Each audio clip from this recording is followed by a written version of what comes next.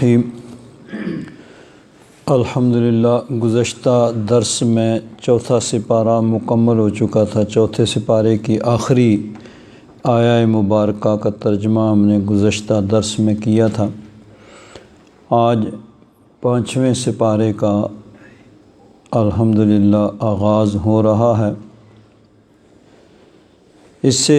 پیچھے جو چوتھے سپارے کی آخری آیہ مبارکہ ہے، اس میں یہ ذکر ہوا کہ کن کن عورتوں سے نکاح جائز نہیں ہے۔ نکاح کے ناجائز اور حرام ہونے کی 4 وجہ ہیں۔ ایک ہے نسب، کہ نسب کی وجہ سے کچھ عورتیں حرام ہوتی ہیں، جن کا یہاں بیان ہوا کہ حرمت علیکم امہاتکم، ماں اور ماں سے اوپر پھر نانی دادی اور باقی اوپر سارے رشتے آ گئے۔ اور اخواتکم، امہاتکم و بناتکم، بیٹی اور بیٹی کے آگے پھر پوتی نواسے اور نیچے کے سارے رشتے آ گئے۔ وہ اخواتکم، بہنیں، اس میں حقیقی اور سوتیلی، یعنی باپ کی طرف سے سوتیلی ہو یا ماں کی طرف سے سوتیلی ہو، بہرحال بہن حقیقی ہو یا سوتیلی، وہ اس سے نکاح حرام۔ اماتکم، پھوپھیاں، خالاتکم، خالائیں، و بنات الاخ، اور بھائی کی بیٹی یعنی بھتیجی، و بنات الاخت، اور بہن کی بیٹی یعنی بھانجی۔ تو یہ 7 رشتے ہوئے جو نسب کی وجہ سے حرام ہوئے۔ دوسرا سبب ہے رضاعت، دودھ پینے کی وجہ سے جو رشتے حرام ہوتے ہیں۔ تو جس عورت کا دودھ پیا ہے وہ ماں ہے، تو حدیث پاک میں ہے کہ یحرم من الرضاعت ما یحرم من النسب، کہ رضاعت کی وجہ سے بھی وہی رشتے حرام ہو جاتے ہیں جو نسب کی وجہ سے ہوتے ہیں۔ تو جن 7 رشتوں کا پیچھے بیان ہوا ہے، جب کسی بچے نے دودھ پینے کی عمر میں ماں کے علاوہ کسی اور عورت کا دودھ پیا، تو اب وہ عورت اس کی رضاعی ماں ہو گئی، اور اس عورت کی ماں رضاعی نانی ہوگی، اس کی ساس رضاعی وہ یعنی دادی بن گئی۔ اسی طرح اس عورت کی جتنی بھی اولاد ہے یا اس کے خاوند کی اولاد ہے، وہ سب اس کی بہنیں ہو گئیں رضاعی۔ اور اسی طرح آگے پھر باقی رشتے جو ہیں، رضاعی بھتیجے اور رضاعی بھتیجیاں اور پانجیاں، یہ سارے رشتے، رضاعی پھوپھی اور رضاعی خالہ، یہ سارے رشتے جو ہیں اسی طرح حرام ہو جائیں گے۔ تو دوسرا نسب ہو گیا، دوسرا یعنی سبب حرمت نکاح کا رضاعت، نسب اور رضاعت۔ پھر آگے مصاہرت، کہ جب کسی عورت سے نکاح کیا ہے تو اس نکاح کی وجہ سے کچھ رشتے وہ ان سے نکاح حرام ہو جاتا ہے جو پہلے حرام نہیں تھا۔ یعنی جس عورت سے نکاح کیا ہے، اب اس کی ماں جس کو ساس کہتے ہیں، اس سے نکاح حرام ہو گیا۔ اگر اس عورت کی کوئی بیٹی ہے تو اس سے نکاح حرام ہو گیا۔ تو یہ تیسرا سبب ہو گیا، نسب، رضاعت اور مصاہرت۔ اور ایک چوتھا سبب ہے، وہ ہے کفر و شرک، کہ مسلمان کا کسی مشرک عورت سے، بلکہ مطلقاً کسی بھی مسلمان مرد عورت کا کسی مشرک مرد اور عورت سے نکاح نہیں ہو سکتا، حرام ہے۔ جس کا بیان پیچھے سورہ البقرہ میں ہو چکا، وَلَا تَنْكِحُوا الْمُشْرِكَاتِ حَتَّى يُؤْمِنْ، مردوں کو حکم دیا کہ مشرک عورتوں سے نکاح نہ کرو یہاں تک کہ وہ ایمان لے آئیں۔ وَلَا أَمَةٌ خَيْرٌ وَلَا أَمَةٌ مُؤْمِنَةٌ خَيْرٌ مِّن مُشْرِكَةٍ وَلَوْ أَعْجَبَتْكُمْ، اور اگر کوئی باندی ہے، لونڈی ہے، لیکن وہ مسلمان ہے تو وہ اس مشرک عورت سے بہتر ہے اگرچہ وہ تمہیں اچھی لگے۔ وَلَا تُنكِحُوا الْمُشْرِكِينَ حَتَّى يُؤْمِنُوا، اور اپنی عورتوں یعنی مسلمان عورتوں کا نکاح مشرکوں سے نہ کرو یہاں تک کہ وہ مومن ہو جائیں۔ وَلَا عَبْدٌ مُؤْمِنٌ خَيْرٌ مِّن مُشْرِكٍ وَلَوْ أَعْجَبَكُمْ، اور کوئی مومن غلام وہ بہتر ہے اس مشرک سے، چاہے وہ آزاد ہو اور تمہیں اچھا لگے، تو مشرک آزاد سے مومن غلام بہتر ہے۔ اولئک یدعون الی النار، وہ جو کافر و مشرک مرد عورتیں ہیں وہ آگ کی طرف، جہنم کی طرف بلاتے ہیں۔ واللہ یدعو الی الجنۃ والمغفرۃ بإذنہ، اللہ تبارک و تعالیٰ جنت اور مغفرت کی طرف بلاتا ہے اپنے اذن سے۔ تو یہ 4 سبب ہو گئے: نسب، ردات، مصاہرت یعنی نکاح کی وجہ سے جو رشتے حرام ہو جاتے ہیں، اور شرک و کفر۔ اور آگے فرمایا والمحصنات من النساء، عورتوں میں سے محصنات، محسن اور محسنتن، محسنن، محسنتن، یہ کئی معنی میں استعمال ہوتا ہے، اور تقریباً وہ قریب ان کا معال اور آخر کار تقریباً ایک ہی معنی بن جاتا ہے، کیونکہ اس کا اصل مادہ ہا، صاد اور نون، حسنہ، اور اس کا معنی ہوتا ہے محفوظ کرنا۔ اسی سے حسن بنتا ہے قلعہ، کہ قلعہ آدمی کو محفوظ رکھتا ہے۔ تو اب یہ نکاح کے معنی میں بھی، یعنی جو جس کا نکاح ہو چکا ہے اس کو بھی محسن کہتے ہیں، کیونکہ نکاح بھی انسان کو محفوظ رکھنے کا ذریعہ ہے، کہ نکاح کے ذریعے سے مرد اور عورتیں وہ گناہ سے بچتے ہیں، بچ سکتے ہیں۔ یہ پاک دامنی کا سبب ہے، گناہ سے بچنے کا سبب ہے، کہ جس مرد اور عورت کا نکاح ہو چکا ہے وہ اس نکاح کی یعنی گویا کہ یہ ایک ایسا قلعہ ہے جو اس کو گناہ سے بچائے گا۔ تو محسن اور محسنتن، محسنتن کی جمع محسنات ہوگی۔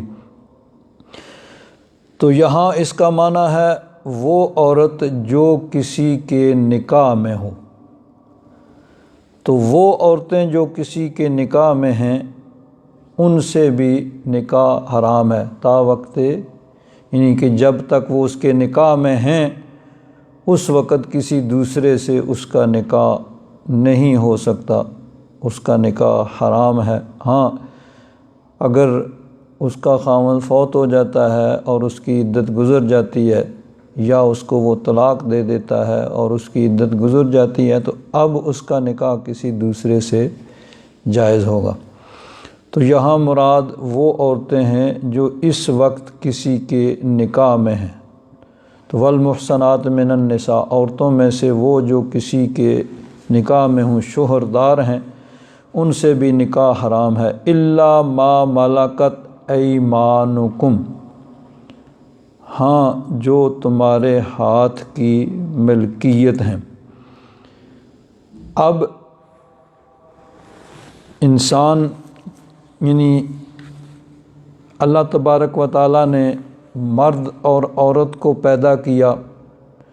اور مرد اور عورت میں اللہ تبارک و تعالیٰ نے شہوت کا جذبہ رکھا۔ یہ ایک فطرتی عمل ہے، اللہ تبارک و تعالیٰ نے مرد اور عورت کی فطرت میں شہوت رکھی ہے، اور اس کو پورا کرنے کا اللہ تبارک و تعالیٰ نے جائز طریقہ ایک بیان کر دیا۔ کہ یہ طریقہ جائز ہے جس طریقے سے تم اس اپنے شہوت کے جذبے کو تسکین دے سکتے ہو، اور اس کے علاوہ باقی تمام طریقے جو ہیں ان کو منع فرما دیا۔ تو نکاح ایک ایسا طریقہ ہے جس کے ذریعے سے انسان اپنی شہوت کو تسکین دے سکتا ہے، اپنے شہوت کے جذبے کو پورا کرتا ہے، اور یہ اللہ تبارک و تعالیٰ کا حکم ہے، تو گویا اللہ تبارک و تعالیٰ کے حکم سے یہ جائز ہوا، تو اس کا نکاح ایک ذریعہ ہوا۔ اللہ تبارک و تعالیٰ نے اجازت دی بھئی تم نکاح کر کے اپنے شہوت کے جذبے کو تسکین پہنچاؤ، اس میں کوئی گناہ نہیں ہے۔ اسی طرح اللہ تبارک و تعالیٰ نے اس بات کی اجازت دی ہے کہ جو عورت لونڈی باندی کسی کی ملکیت ہو، اس سے بھی وہ قربت کر سکتا ہے اور اس سے بھی وہ اپنے شہوت کے جذبے کو تسکین دے سکتا ہے۔ تو اب جس طرح نکاح کے ذریعے اللہ تبارک و تعالیٰ نے اجازت دی ہے، اسی طرح اگر کوئی باندی اور لونڈی کسی کی ملکیت ہے تو یہ بھی اجازت اللہ تبارک و تعالیٰ نے دی ہے۔ تو اس کو بھی اسلام سے پہلے وہ عرب کے اندر بلکہ پوری دنیا میں رائج تھا، اور اللہ تبارک و تعالیٰ نے دین اسلام میں اس کو جائز رکھا تا وقت کہ وہ یعنی لونڈی اور غلام کا سسٹم وہ ہمیشہ کے لیے ختم ہو گئے، یعنی اسلام نے ایک ایسا طریقہ اختیار کیا جس کے ذریعے سے وہ سسٹم جو ہے ہمیشہ کے لیے ختم ہو گئے۔ تو جب تک وہ موجود رہا اس وقت تک یعنی اسلام میں بھی اس کی اجازت دی گئی کہ جس طرح نکاح کے ذریعے مرد کسی عورت سے اپنے شہوت کے جذبے کو تسکین دے سکتا ہے، اسی طرح لونڈی اور غلام یعنی لونڈی جو اس کے ہاتھ کی ملکیت ہے اس سے بھی وہ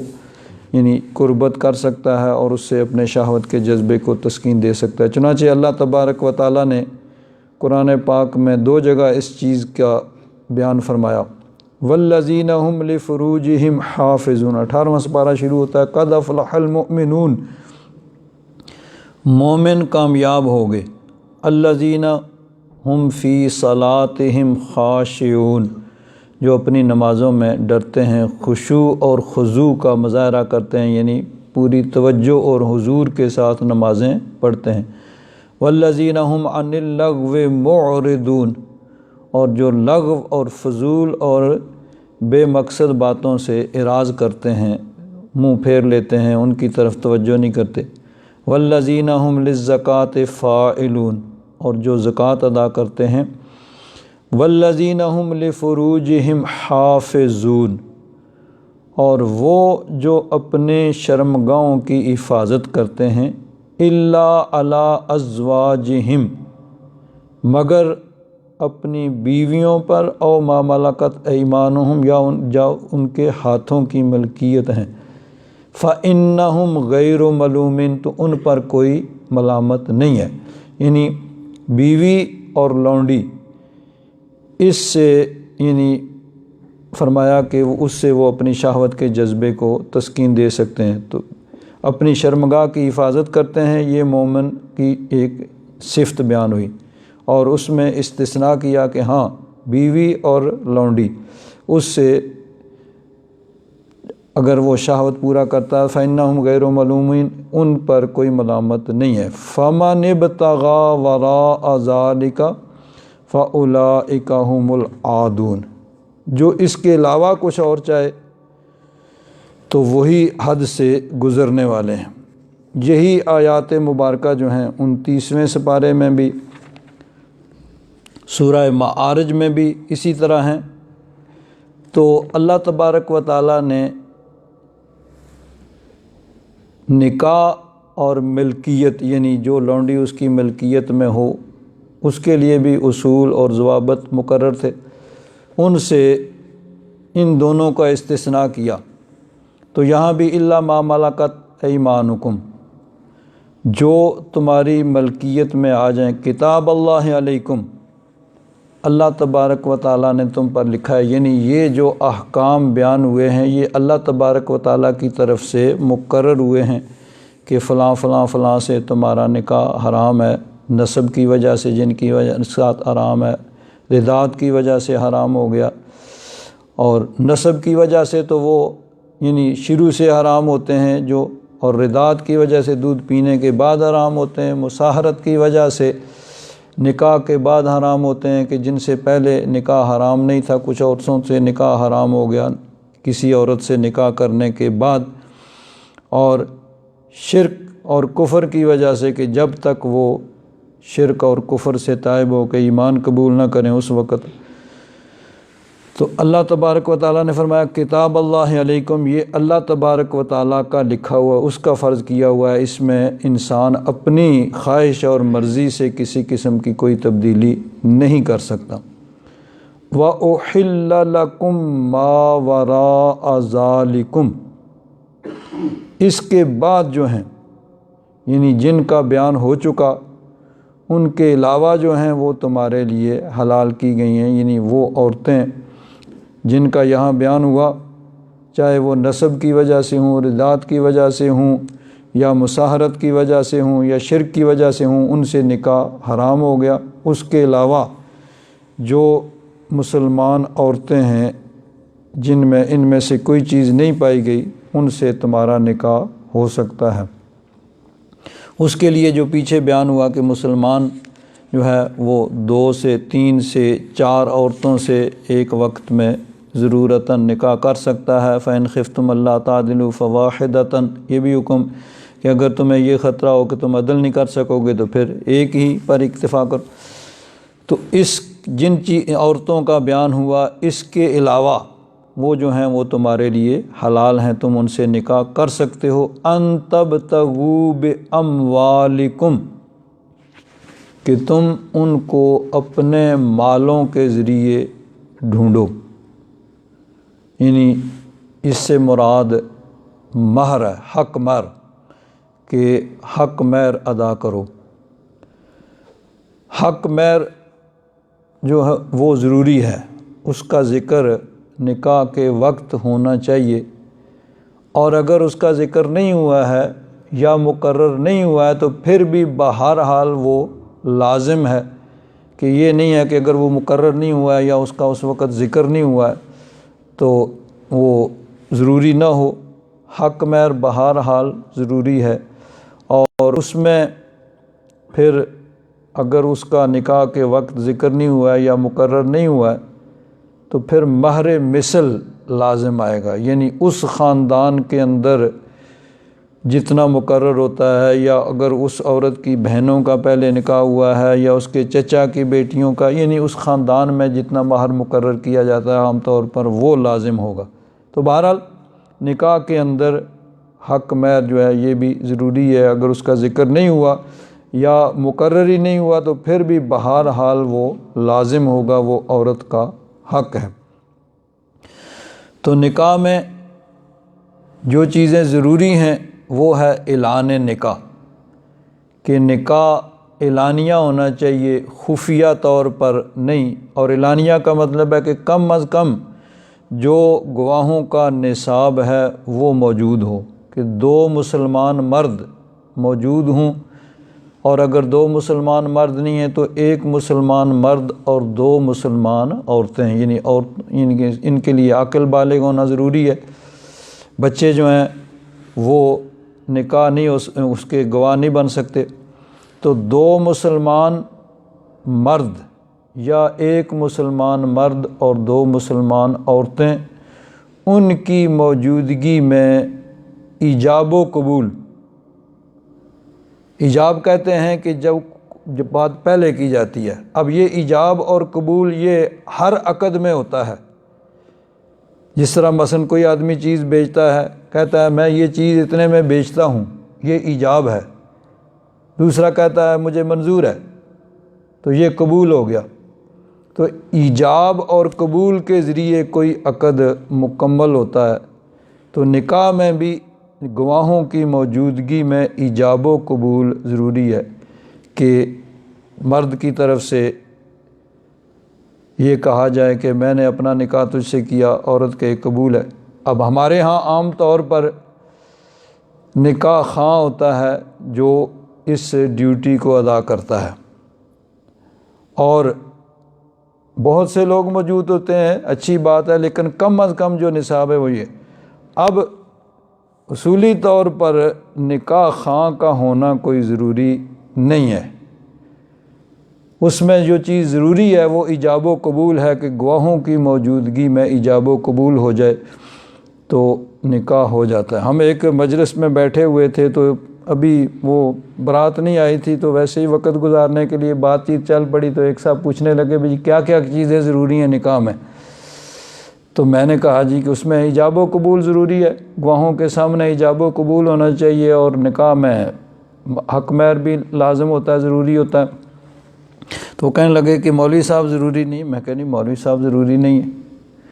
تو انہوں نے کہا پھر تو آپ نے مسئلہ آسان کر دیا۔ میں نے کہا آپ کو مسئلہ اس لیے بتایا ہے کہ ضروری مسئلہ شرعی علم ہونا چاہیے، اس کا مطلب یہ نہیں ہے کہ کل آپ کہیں بھئی اب شاہ صاحب کی ضرورت ختم ہو گئی ہے تو عوام اس کو ایکسیپٹ نہیں کرے گی۔ جو روٹین چل رہی ہے وہ یہی ہے کہ کوئی آدمی، مطلب ہے شاہ صاحب، قاری صاحب، مولوی صاحب، حاجی صاحب، کوئی ایک ایسا جو شرعی اعتبار سے، دینی اعتبار سے معزز اور محترم سمجھا جاتا ہے، جس کی یہ ڈیوٹی ہوتی ہے، وہ یہ فریضہ سر انجام دیتا ہے۔ تو بہرحال اصل چیز ہے ایجاب و قبول، کہ دو مسلمان مردوں یا ایک مسلمان مرد اور دو مسلمان عورتوں کی موجودگی میں ایجاب و قبول ہو جائے، اور حق مہر جو ہے وہ بہرحال لازم ہوتا ہے، تو اس سے نکاح منعقد ہوتا ہے۔ یہاں ایک اور بات ضروری ہے کہ اس وقت جو موجود ہوتے ہیں وہ سب گواہ ہوتے ہیں۔ اب ہمارے ہاں جو فارم ہوتا ہے، اس فارم کے اندر نام لکھے جاتے ہیں کہ فلاں فلاں آدمی گواہ ہے جی، وہ ایک قانونی ضرورت ہے۔ قانونی ضرورت کے لیے کچھ لوگوں کو متعین کیا جاتا ہے اور ان کا نام لکھا جاتا ہے، ورنہ وہاں جو بھی موجود ہیں مرد عورتیں وہ سب گواہ ہیں، جن کے سامنے نکاح ہوا ہے وہ سب نکاح کے گواہ ہیں۔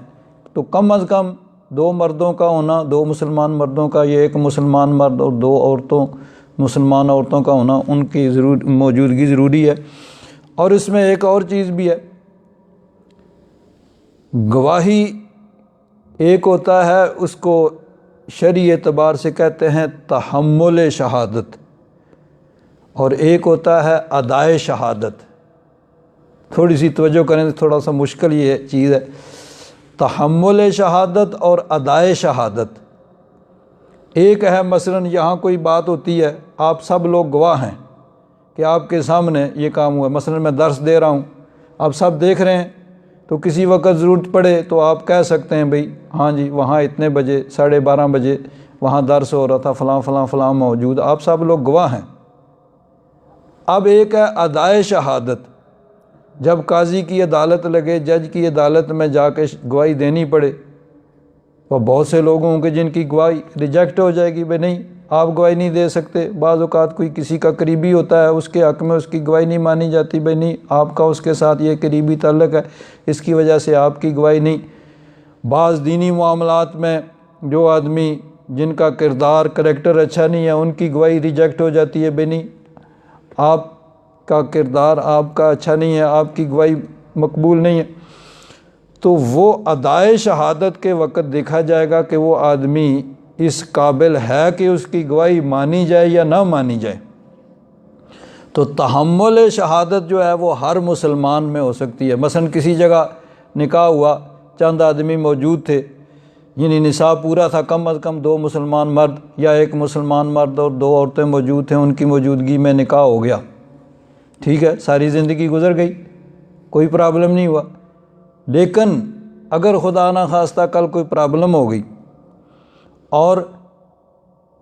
معاملہ جو ہے وہ کورٹ میں چلا گیا، عدالت میں چلا گیا، قاضی کے پاس، جج کے پاس چلا گیا، مرد کہتا ہے میں نے اس سے نکاح کیا ہے، عورت کہتی ہے نہیں ہمارا نکاح نہیں ہوا ہے، یا اس کے الٹ بھی ہو سکتا ہے، عورت نے کچھ مطلب ہے کچھ بینیفٹ لینا ہو، وہ قاضی سے کہ اس سے میرا نکاح ہوا، وہ انکار کرے نہیں ہمارا نکاح نہیں ہوا ہے،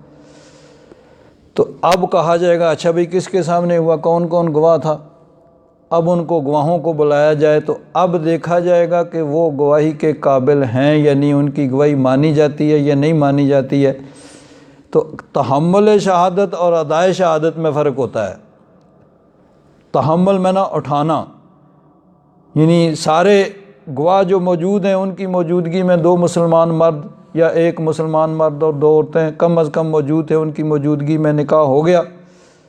ساری عمر گزر گئی، ٹھیک ہے، شرعی اعتبار سے درست ہے۔ لیکن اگر کسی وقت گواہی دینے کی ضرورت پڑی تو پھر دیکھا جائے گا کہ جو لوگ وہاں موجود تھے کیا وہ اس کے اہل ہیں کہ ان کی گواہی مانی جائے، یا کسی وجہ سے ان کی گواہی رد کی جائے گی، ریجیکٹ کی جائے گی۔ یہ تو 2 الگ الگ چیزیں ہیں، تحمل شہادت اور ادائے شہادت۔ تو یہ ضروری نہیں ہے کہ اس وقت جو لوگ موجود ہوں وہ اس کے اہل بھی ہوں کہ عدالت ان کی گواہی مانے۔ ان کی گواہی کسی وجہ سے اگر عدالت ریجیکٹ بھی کرتی ہے تو وہ بعد کا معاملہ ہے۔ نکاح کے وقت اگر مسلمان ہیں، عاقل بالغ ہیں، تو وہ گواہ بن سکتے ہیں، اور اس میں کسی کو متعین کرنا بھی، یہ جو ہے نا متعین کیا جاتا ہے، یہ صرف قانونی ضرورت ہے کہ ان کے نام لکھا جاتا ہے۔ بات ٹھیک ہے بھائی، موجود ہیں لوگ، حاضری، شہود کا معنی موجودگی، وہاں موجود ہوں اور ان کے سامنے نکاح ہو۔ تو فرمایا ان تبتغوا باموالکم، کہ جن عورتوں کا بیان ہوا ہے اس کے علاوہ باقی عورتیں تمہارے لیے حلال ہیں، تم ان سے نکاح کر سکتے ہو کہ تم ان کو اپنے مال کے ذریعے حاصل کرو، ڈھونڈو، یعنی حق مہر ادا کرو۔ محسنین، یہ اسی سے احسان سے آ گیا کہ مقصد پاک دامنی ہو، غیر مصافحین، یعنی مستی نکالتے ہوئے یا بدکاری کرتے ہوئے نہیں، تو نکاح سے مقصد پاک دامنی حاصل کرنا ہے، یعنی نکاح کرتے ہوئے نہ کہ بدکاری کرتے ہوئے۔ فَمَسْتَمْتَعْتُمْ بِهِ مِنْهُنَّ، تو پس جن سے تم نے فائدہ اٹھایا، یعنی ان سے نکاح کیا یا ان کو اپنے مال سے خریدا، جس طرح کے باندیاں اور لونڈیاں مال سے خریدی جاتی تھیں۔ فَآتُوهُنَّ أُجُورَهُنَّ فَرِيضَةً، تو جن سے تم نے نکاح کیا ہے تو ان کا اجر، یعنی جو حق مہر مقرر ہوا ہے وہ ان کو ادا کرو۔ وَلَا جُنَاحَ عَلَيْكُمْ فِي مَا تَرَاضَيْتُمْ بِهِ مِن بَعْدِ الْفَرِيضَةِ، اور تم پر کوئی حرج نہیں ہے اس میں کہ جو تم نے، جس پہ تم راضی ہو گئے فرض کرنے کے بعد، یعنی ایک حق مہر مقرر ہوا۔ حق مہر عورت کا رائٹ اور حق ہے، وہ اس کا کسی بھی وقت مطالبہ کر سکتی ہے، اور اپنا رائٹ ہے، اس میں اگر وہ چاہے تو کمی بھی کر سکتی ہے کہ جو مقرر ہوا اس سے کم کچھ اس میں سے معاف کر دے یا سارا بھی معاف کر دے، اس کا رائٹ ہے۔ یا مرد جو ہے مقرر شدہ حق مہر میں کچھ اور اضافہ کر دے اپنی طرف سے، مقرر کم ہوا ہے زیادہ ادا کرے، تو اس میں کوئی حرج نہیں ہے۔ ان اللہ کان علیما حکیما، بے شک اللہ تبارک و تعالی علم والا، حکمت والا ہے۔ حضرت قاضی ثناء اللہ پانی پتی رحمۃ اللہ تعالی علیہ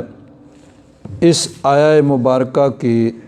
تفسیر کے اندر ارشاد فرماتے ہیں، ایک حدیث پاک ہے، حضرت ابو سعید خدری رضی اللہ تعالیٰ عنہ کی روایت سے ہے کہ اس آیت کا نزول ان مہاجر عورتوں کے متعلق ہوا جو خود بغیر شوہر کے مسلمان ہو کر ہجرت کر کے آ جاتی تھیں۔ اب اس وقت، یعنی جس وقت یہ آیات مبارکہ یعنی ہجرت کے بعد اکثر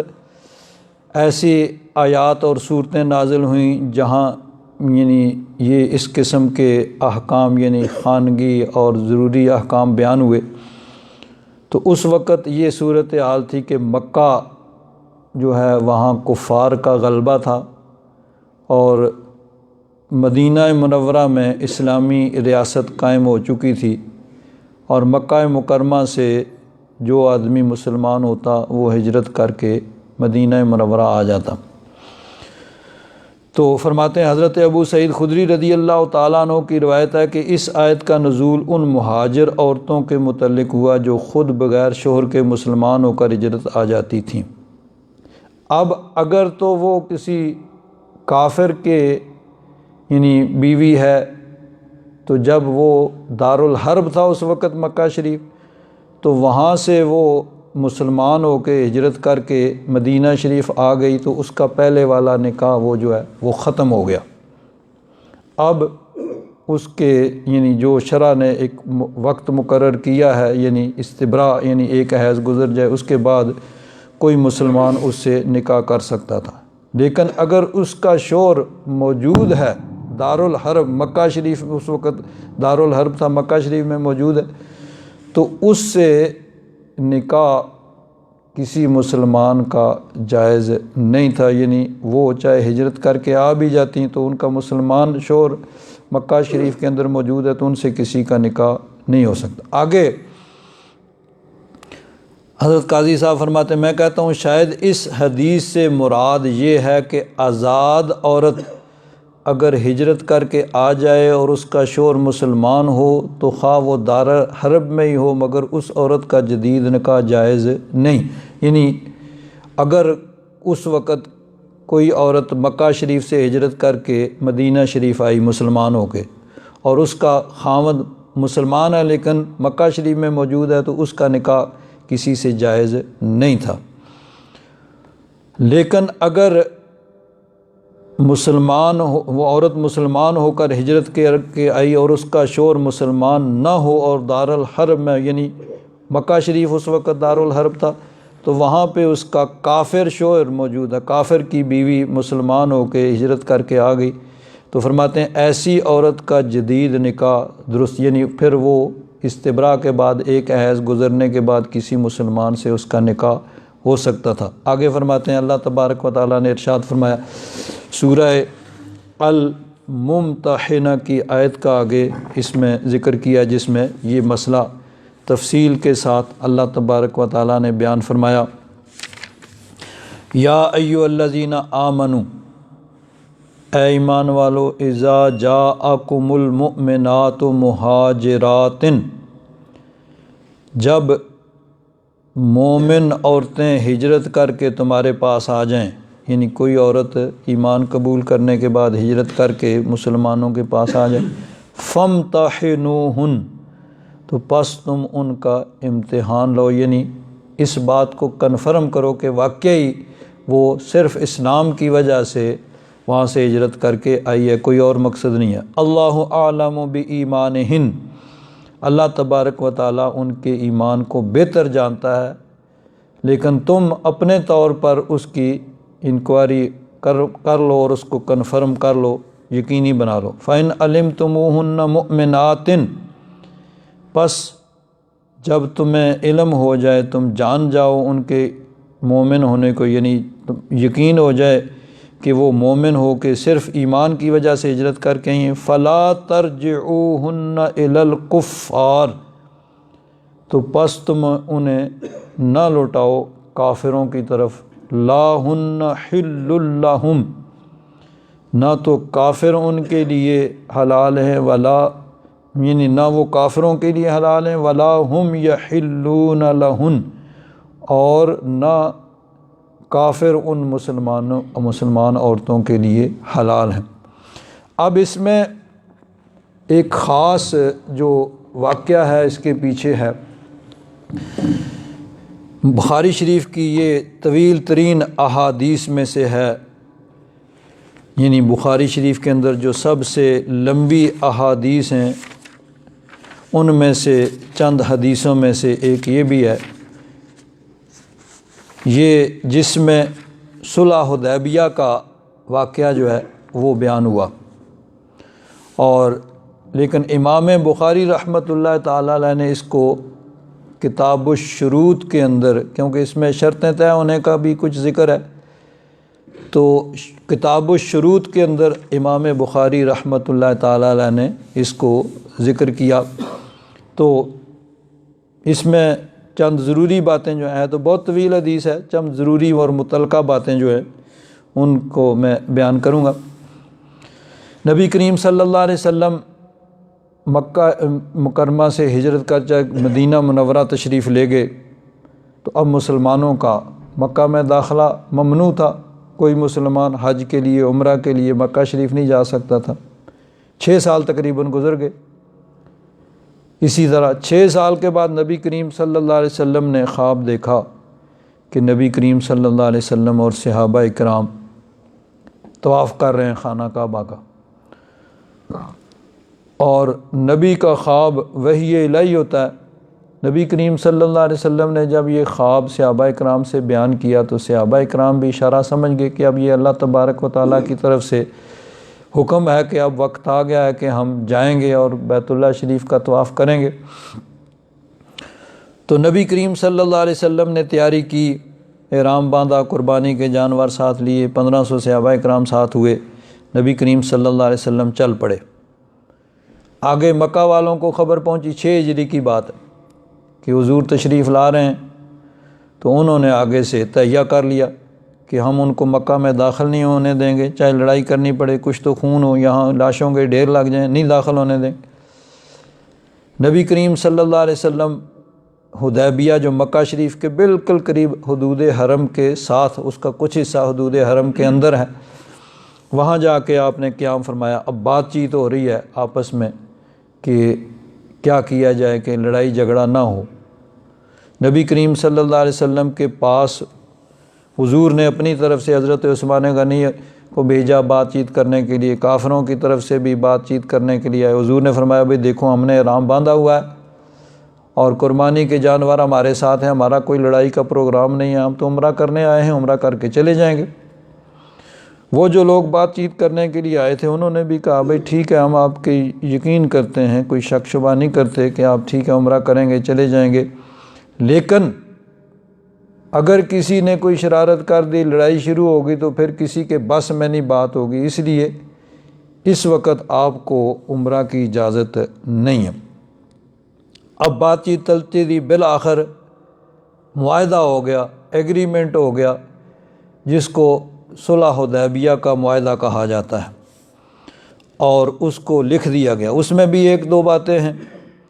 نبی کریم صلی اللہ علیہ وسلم نے حضرت علی سے کہا کہ لکھو، انہوں نے لکھا بسم اللہ الرحمن الرحیم۔ کافروں کی طرف سے وہ سہیل بن عمر، یہ فتح مکہ کے موقع پہ مسلمان ہوئے، یعنی اس وقت یہ مسلمان نہیں ہوئے تھے، کافروں کی طرف سے نمائندہ اور سفیر بن کے آئے تھے،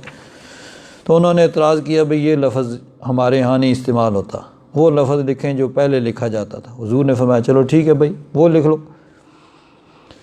پھر فرمایا کہ یہ وہ معاہدہ ہے جو محمد الرسول اللہ اور قریش مکہ کے درمیان ہو رہا ہے۔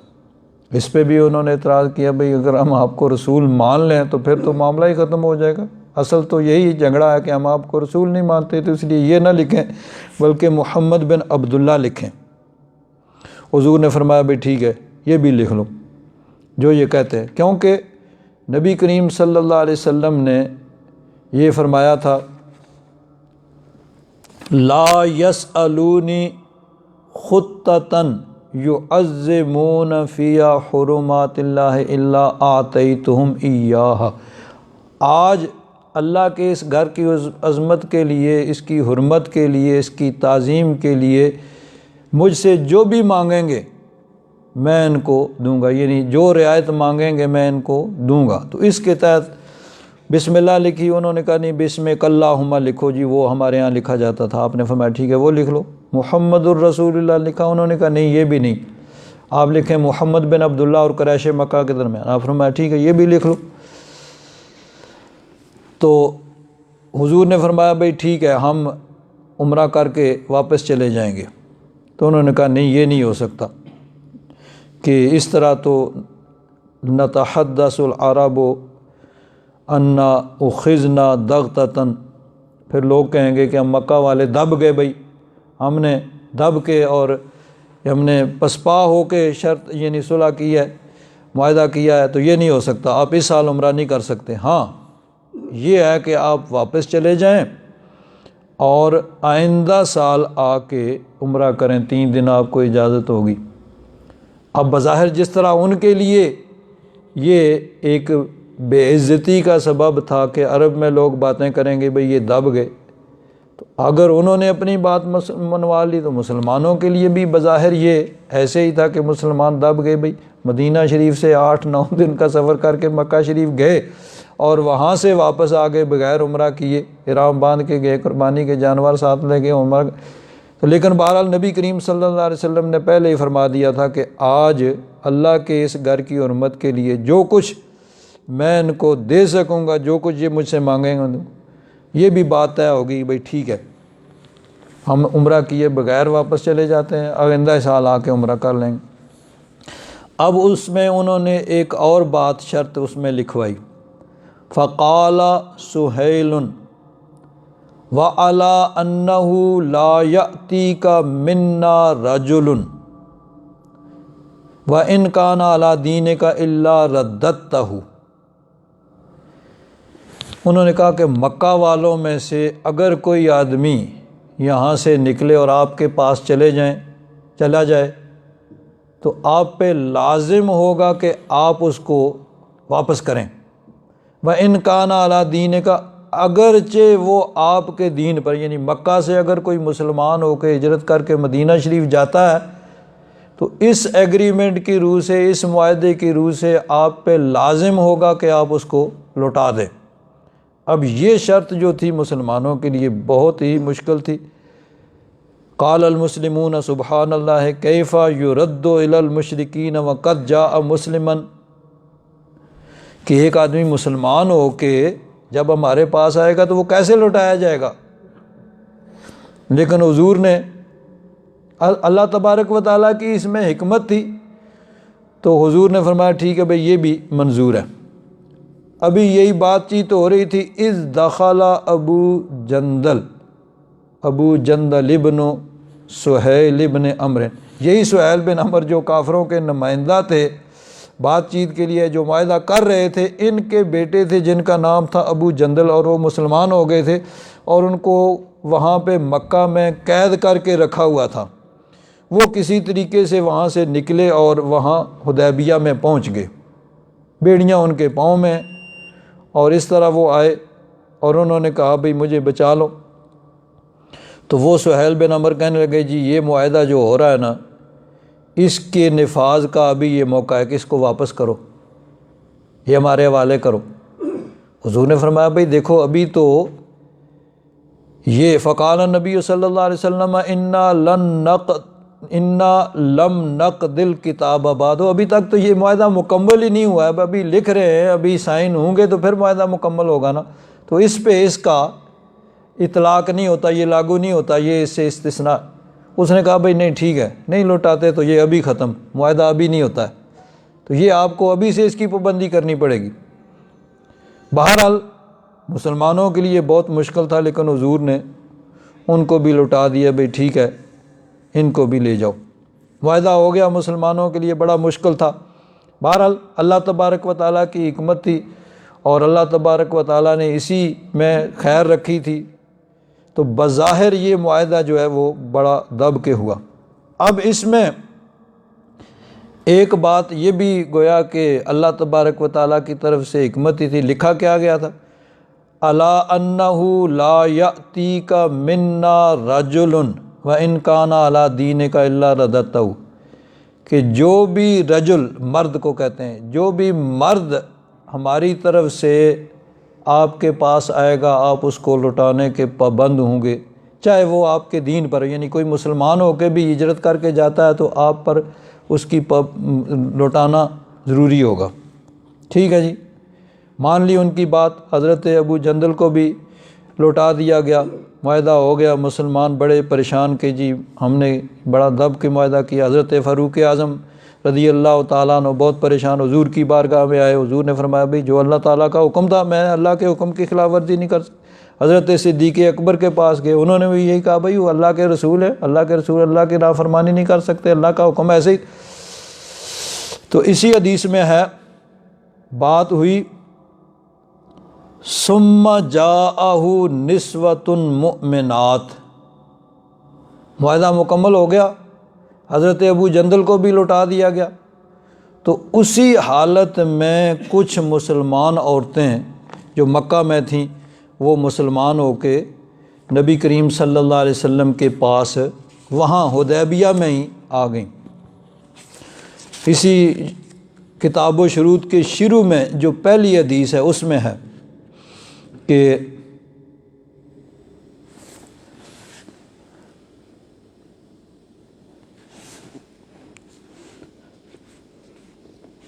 اس میں یہی ہے کہ انہوں نے کہا کہ لا یأتیک منا احد وان کان علی دینک الا رددتہ الینا، کہ جو بھی آدمی مکہ سے جائے گا مدینہ کی طرف وہ آپ اس کو لٹا دیں گے اگرچہ وہ آپ کے دین وہ خلیت بیننا و بینہ، یعنی آپ حائل نہیں ہوں گے، ہم اس کو لینے جائیں گے تو آپ پابند ہوں۔ فقرہ المؤمنون، مسلمانوں کو یہ چیز اچھی نہ لگی۔ و ابی سہیل، یعنی ابو سہیل جو تھے وہ لٹانے پر یعنی اس بات پہ مصر تھے، تو اسی وقت ابو جندل آئے، ان کے لیے نبی کریم صلی اللہ علیہ وسلم نے یعنی اسپیشل کہا بھائی ابھی معاہدہ نہیں، اس نے کہا نہیں ختم ہو جائے گا۔ اس میں یہ بھی ہے کہ حضور نے فرمایا فَأَجْزِهِ لِي، تو میری خاطر اس کو چھوڑ دے، ابو جندل کو، بیٹا تیرا ہے، میں کہتا ہوں میری خاطر اس کو چھوڑ دے۔ انہوں نے کہا نہیں یہ نہیں ہو سکتا، لٹانا ہی پڑے گا۔ بہرحال لٹا دیا گیا۔ فرد یومئذ ابا جندل الی ابیہ سہیل بن عمرو، کہ ابو جندل کو ان کے باپ سہیل بن عمر کی طرف لٹا دیا۔ وَلَمْ يَأْتِهِ أَحَدٌ مِّنَ الرِّجَالِ إِلَّا رَدَّهُ فِي تِلْكَ الْمُدَّةِ وَإِنْ كَانَ مُسْلِمًا، تو اس مدت کے اندر جب تک یہ شرط رہی جو بھی آدمی آتا اس کو واپس کرتا۔ وَجَاءَهُ الْمُؤْمِنَاتُ مُهَاجِرَاتٍ، کچھ مومن عورتیں وہ ہجرت کر کے آ گئیں۔ وَكَانَتْ أُمُّ كُلْثُومٍ بِنْتُ عُقبَةَ بن ابی معیط، عقبہ بن ابی معیط یہ ایک بہت ہی یعنی سخت قسم کا دشمن تھا، لیکن اس کی بیٹی مسلمان ہو گئی تھی، وہ ہجرت کر کے آ گئی اور پہنچی بھی وہیں پہ۔ تو اب ان کا معاملہ بھی پیش ہوا، بھائی ان کو بھی واپس کرو۔ تو اللہ تبارک و تعالیٰ نے فرمایا یا ایھا الذین آمنوا اذا جاءکم المؤمنات مہاجرات فامتحنون، کہ جب تمہارے پاس مومن عورتیں ہجرت کر کے آئیں تو ان کا فَإِنْ عَلِمْتُمُوهُنَّ مُؤْمِنَاتٍ فَلَا تَرْجِعُوهُنَّ إِلَى الْكُفَّارِ، کہ اگر تمہیں یقین ہو جائے کہ وہ مسلمان ہیں تو تمہیں ان کافروں کی طرف نہیں لوٹاؤ۔ اب بظاہر یہ ہے کہ جب معاہدہ ہے کہ جو بھی مکہ سے آئے گا تم نے اس کو لٹانا ہے، تو اس میں یہ بھی شامل ہونا چاہیے تھا، لیکن حضور نے فرمایا بھائی معاہدے کو دیکھ لو کیا لکھا ہے، تو وہاں لکھا ہوا تھا لا یأتیک منا رجل، وہ خود وہ سہیل بن عمر جو تھے انہوں نے لکھوایا تھا یہ لفظ کہ جو مرد آئے گا۔ اب رجل ان کا لفظ چونکہ لکھا ہوا تھا تو حضور نے فرمایا بھائی تمہارا خود دیکھ لو، تم نے رجل لکھا ہے تو مرد آئے گا تو ہم لٹا دیں گے، عورتیں تو اس معاہدے میں داخل ہی نہیں ہیں، اور یہ تمہارا خود لکھوایا ہوا معاہدہ ہے۔ تو پھر ان عورتوں کو نہیں لٹایا گیا، اور اللہ تبارک و تعالیٰ نے بھی یہی حکم دیا فَلَا تَرْجِعُوهُنَّ إِلَى الْكُفَّارِ، کہ ان کو کافروں کی طرف نہ لٹاؤ، لا ہن حل لہم ولا ہم یحلون لہن، کہ نہ وہ عورتیں ان کافروں کے لیے حلال ہیں اور نہ وہ کافر ان کے لیے جائز ہیں۔ اب اس میں پھر یہ ہے کہ وہ جو معاہدہ میں شک تھی کہ جو بھی مرد مکہ سے ہجرت کر کے مدینہ شریف آئے گا تو آپ پابند ہوں گے اس کے لٹانے کے، چاہے وہ مسلمان بھی ہو۔ تو چنانچہ ایسے ہی ہوتا رہا، حضرت ابو جندل کو اسی وقت لٹایا گیا۔ بعد میں یہ ہوا کہ ایک صحابی تھے حضرت ابو بصیر، وہ مسلمان ہوئے، ان کو مکہ میں قید کر کے رکھا ہوا تھا، تو وہ کسی طریقے سے وہاں سے نکلے اور مدینہ شریف آ گئے۔ اب مکہ والوں نے پیچھے 2 آدمی بھیجے کہ جاؤ ان کو واپس لے کے آؤ، اور انہوں نے آ کے حضور سے کہا بھئی ہمارا آپ کا معاہدہ ہے اور اس معاہدے کی روح سے آپ پابند ہیں کہ ان کو واپس کرو۔ تو حضور نے فرمایا ٹھیک ہے بھئی ہمارا معاہدہ ہے، ہم معاہدے کے پابند ہیں۔ تو ان 2 آدمیوں کے ساتھ حضرت ابو بصیر کو حضور نے واپس بھیج دیا۔ اسی حدیث میں یہ آگے فخرج بہ حتی بلغ ذی الحلیفۃ، تو وہ دونوں حضرت ابو بصیر کو لے کے نکلے، ذوالحلیفہ پہنچے۔ ذوالحلیفہ وہ جگہ ہے جہاں پہ مدینہ شریف والے احرام باندھتے ہیں، اب اس جگہ کو آبار علی کہتے ہیں، وہاں بڑی مسجد ہے، وہاں سے احرام باندھتے ہیں حج عمرہ کے لیے۔ وہاں پہنچے، وہاں ٹھہرے، فَنَزَلُوا يَأْكُلُونَ مِن تَمَارٍ لَهُمْ، وہاں وہ بیٹھ کے کھجوریں کھا رہے تھے۔ تو اب ظاہر بات ہے کہ انہوں نے حضرت ابو بصیر کو لے کے جانا تھا، تو یعنی قیدی کی طرح ان کے ساتھ تھے، تو ظاہر بات ہے 8-10 دن کا سفر تھا، بات چیت سب کچھ ہوتا، ٹھیک ہے بھئی ان کو واپس لینے۔ تو بیٹھے ہوئے تھے حضرت ابو بصیر، فقال ابو بصیر لأحد الرجلین، حضرت ابو بصیر نے ان دو میں سے ایک سے کہا، واللہ انی لأری سیفک ھذا یا فلان جیدا۔ ایک آدمی جو دونوں سے کہا کہ تیری تلوار تو بہت اچھی لگتی ہے بھائی، تو دوسرے نے اس کو کھینچ کے نکالا، یہ دیکھو کتنی اچھی ہے، فقال اجل، نکال کے دکھائی، واللہ انہ لجید لقد جربت بہ ثم جربت، میں نے بار بار اس کو آزمایا، بڑی عمدہ یہ تلوار ہے۔ فقال ابو بصیر ارنی، حضرت ابو بصیر نے کہا کہ ذرا مجھے دکھاؤ، انظر الیہ، میں اس کو ذرا دیکھوں۔ اب وہ اس کی وہ موت آئی تھی، کہتے ہیں کہ گیدڑ کی موت آتی ہے تو شہر کی طرف آتا ہے، اس کی موت آئی تھی تو اس نے بغیر سوچے سمجھے وہ تلوار ان کے ہاتھ میں دی، فَأَمْكَنَهُ مِنْهُ، ان کے ہاتھ میں دے دی۔ تو جیسے ہی ان کے ہاتھ میں آئی نا، فَضَرَبَهُ بِهِ حَتَّى بَرَدَ، ایک پر تو انہوں نے اسی تلوار کا وار کیا اور اس کو ٹھنڈا کر دیا، یعنی وہ تو فی النار ہو گیا، جہنم میں چلا گیا۔ وَفَرَّ الْآخَرُ، دوسرا جو تھا وہ بھاگا، آگے آگے وہ، پیچھے پیچھے حضرت ابو بصیر، حتیٰ اتی المدینۃ، وہ اسی طرح بھاگتا ہوا سیدھا مدینہ شریف آ گیا، قریب ہی تو تھا۔ فدخل المسجد یادو، دوڑتا ہوا وہ مسجد میں داخل ہوا۔ فقال رسول اللہ صلی اللہ علیہ وسلم حین رآہ لقد رآ ھذا زغرا، حضور نے اس کو دیکھ کے فرمایا کہ مجھے لگتا ہے کہ یہ ڈرا ہوا ہے۔ فلما انتہا الی النبی صلی اللہ علیہ وسلم، حضور کے پاس پہنچا اور آ کے کہتا ہے قتل واللہ صاحبی، اللہ قسم میرا ساتھی تو قتل ہو گیا، وانی لمقتول، اور میری بھی خیر نہیں، مجھے بھی بچا لو۔ فجاء ابو بصیر، حضرت ابو بصیر بھی پیچھے پیچھے آ گئے، تلوار ان کے ہاتھ میں۔ فقال یا نبی اللہ قد واللہ اوفى اللہ ذمتک قد رددتنی الیہم ثم انجانی اللہ منہم۔ حضرت ابو بصیر نے کہا کہ حضور آپ نے معاہدہ پورا کر دیا، جو معاہدہ ہوا تھا اس معاہدے کے مطابق آپ نے مجھے واپس کر دیا، اب اللہ تعالیٰ نے مجھے نجات دی ہے، اللہ تعالیٰ نے مجھے موقع دیا ہے کہ میں بچ گیا ہوں۔ تو حضور نے فرمایا کہ یہ جنگ بھڑکائیں گے۔ تو اب انہوں نے حضرت ابو بصیر کو یہ محسوس ہوا کہ حضور پھر ان کو واپس ہی کریں گے، تو اب اگر واپس کریں گے تو پھر معاملہ اور زیادہ سخت ہوگا، پہلے تو صرف وہ ان کے مطلب اسلام کی وجہ سے، اب ان کا ایک آدمی بھی قتل کر دیا۔ تو انہوں نے کیا کیا، وہاں سے نکلے اور سمندر کے کنارے پہ جا کے انہوں نے ڈیرا ڈال لیا، تو وہاں پہ وہ رہنے لگے۔ اب کیا ہوا، حضرت ابو جندل کو پتہ چلا، وہ بھی مکہ سے کسی طریقے سے نکلے اور وہیں سمندر کے کنارے، وہ رستہ تھا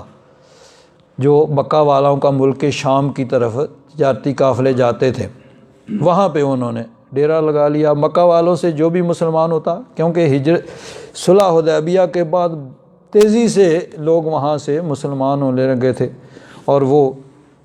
مکہ شریف تھے، وہ مدینہ شریف تو آ نہیں سکتے تھے کیونکہ وہاں سے لٹانا، تو اب وہ وہاں جا کے سمندر کے کنارے وہاں ڈیرا، وہاں وہ سارے، حتیٰ اجتماعت منہم اصابۃ، ایک مضبوط جتھا چند آدمیوں کا وہاں جمع ہو گیا۔ اب کیا ہوا، جو بھی مکہ والوں کا قافلہ آتا نا تو وہ ان پر حملہ کرتے۔ تو فواللہ ما یسمعون بعیر خرجت لقریش الی الشام الا اعترضوا لها فقتلوهم واخذوا اموالهم، تو وہ مکہ والوں کا جو بھی قافلہ آتا اس پہ حملہ کرتے، لوگوں کو قتل کرتے اور ان کا مال جو ہے وہ لے لیتے۔ تو اب وہ شرط جو مکہ والوں نے اپنے طور پہ رکھی تھی اور مسلمان جس کو بظاہر جو مسلمانوں کے بہت خلاف تھی، اب مکہ والوں نے خود ہی آدمی بھیجے اور ہاتھ جوڑے، مہربانی کرو ان کو اپنے ہاں بلا لو اور یہ شرط ختم، اب جو بھی آئے آپ کے پاس آپ اس کو لوٹانے کے پابند نہیں ہے، لیکن اس سے ہماری جان چھڑاؤ۔ تو فارسلت قریش الی النبی صلی اللہ علیہ وسلم تناشدہ باللہ والرحم لما ارسل فمن اتاہ فہو آمن، کہ جو بھی آئے وہ آپ کے پاس آئے، ان کو بھی بلا لیں، یہاں سے ہماری جان چھڑائیں۔ تو خود انہوں نے منت سماجت کر کے اس کو شرط کو ختم کیا۔ فارسل النبی صلی اللہ علیہ وسلم الیہم فانزل اللہ تعالی وہو الذی کف ایدیہم، تو نبی کریم صلی اللہ علیہ وسلم نے ان لوگوں کو وہاں سے بلا لیا۔ تو بہرحال اس میں یہ ہے کہ اللہ تبارک و تعالیٰ نے فرمایا کہ جن عورتوں کا ذکر ہو چکا ہے وہ یعنی چاہے نسب کی وجہ سے حرمت ہے یا رداعت کی وجہ سے حرمت ہے یا مصاہرت کی وجہ سے حرمت ہے، یعنی جو عورتیں نسب کی وجہ سے حرام ہیں، یا دودھ کی وجہ سے جو عورتیں حرام ہو گئیں، یا نکاح کی وجہ سے کہ کسی عورت سے نکاح کیا اور اس وجہ سے کچھ عورتیں جو ہیں ان سے نکاح حرام ہو گیا، یا شرک کی وجہ سے، یہ چار ہی وجہ ہے نکاح کی حرمت کی کہ جو مشرک عورتیں ان سے نکاح حرام ہے۔ تو فرمایا والمحصنات من النساء، وہ عورتیں جو کسی کے نکاح میں ہوں، کہ اگر کسی مسلمان کے نکاح میں ہے تو اس سے کسی بھی مسلمان کا نکاح اس حالت میں نہیں ہو سکتا تا وقت کہ یا تو وہ فوت ہو جائے اور اس کی عدت گزر جائے، یا یہ ہے کہ وہ طلاق دے دے اور طلاق کے بعد عدت گزر جائے پھر، اور اگر وہ کافر عورت اور مسلمان ہو کے دارالحرب سے دارالاسلام کی طرف آئی ہے تو اس کی دو صورتیں، اگر اس کا شوہر مسلمان ہے تو چاہے وہ دارالحرب میں بھی ہو اس کا نکاح کسی مسلمان سے نہیں ہو سکتا، لیکن اگر اس کا شوہر کافر ہے اور دارالحرب میں ہے اور وہ مسلمان ہو کے دارالاسلام میں آئی ہے تو اب اس کا نکاح اس کافر سے ختم ہو جائے گا، اور پھر وہ مسلمان ہونے کے بعد جب وہ آ گئی ہجرت کر کے تو اس کے استبراء کے بعد کسی مسلمان سے اس کا نکاح ہو سکتا ہے۔ بہرحال یہ یعنی اس وقت جو احکام، بہت سی ایسی چیزیں ہیں مثلا غلامی وغیرہ یہ اس وقت عام پائی جاتی تھی، تو اسلام نے اس کو منع بیک وقت یعنی بیک جنبش قلم اس کو منع نہیں کیا، بلکہ ایسا طریقہ کار اختیار کیا کہ وہ غلامی تھوڑے ہی عرصے میں ہمیشہ کے لیے ختم ہو گئی۔ الحمدللہ رب العالمین والصلاة والسلام علی حبیبہ سیدنا و مولانا محمد وعلی آلہ واصحابہ اجمعین۔ اللہم انک عفو کریم تحب العفو فاعف عنا یا غفور یا غفور یا غفور۔ صلی اللہ تعالی علی حبیبہ سیدنا و مولانا محمد وعلی آلہ واصحابہ اجمعین برحمتک۔